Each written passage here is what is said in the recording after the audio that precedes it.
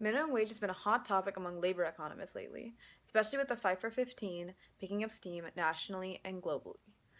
This movement is advocating for a $15 minimum wage for fast food employees, retail employees, home health aides, essentially people who are underpaid workers.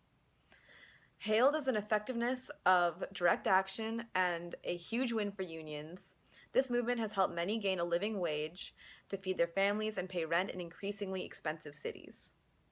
Critics of this movement say that popular microeconomic theory dictates that, while in the short term, low income workers will benefit from an increased wage, in the long term, they will face mass unemployment because companies will cut costs by replacing them with machines. For example, if the price of labor for a cashier increases dramatically, corporations will replace them with self checkout kiosks like those in Kroger, CVS, and Walmart.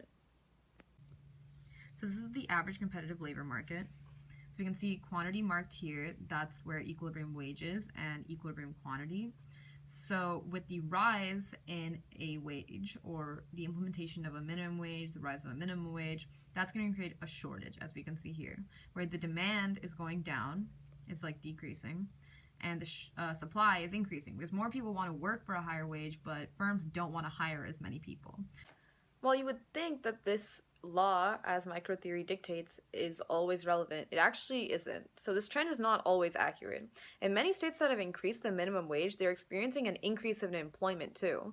In these situations, it's actually likely that that's due to the fact that the labor markets are not competitive. They're monopsonistic. Where a monopoly is a market of many buyers facing one seller, a monopsony is a market of one buyer facing many sellers. It can be applied to the labor market with the buyer being the firm, the sellers being the workers, and the price being the wage. Here we have a monopsony market. So like a monopoly, the monopsony is going to use the intersection of marginal cost and value of marginal product to set their wage. So the intersection of value of marginal product and marginal cost is here at A. You follow that line down to B, where it intersects with labor supply, and here's the initial wage. So once a minimum wage is implemented, you can see that they're now forced to pay this wage, but actually quantity is increasing. So here, they're actually getting rid of this deadweight loss triangle by now paying their workers this much.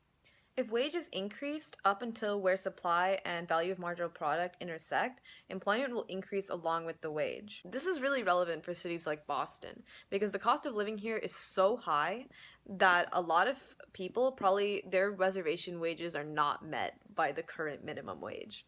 So raising the minimum wage is actually going to meet a lot of more people's reservation wages, and it's probably going to increase employment in monopsonistic environments such as retail and fast food.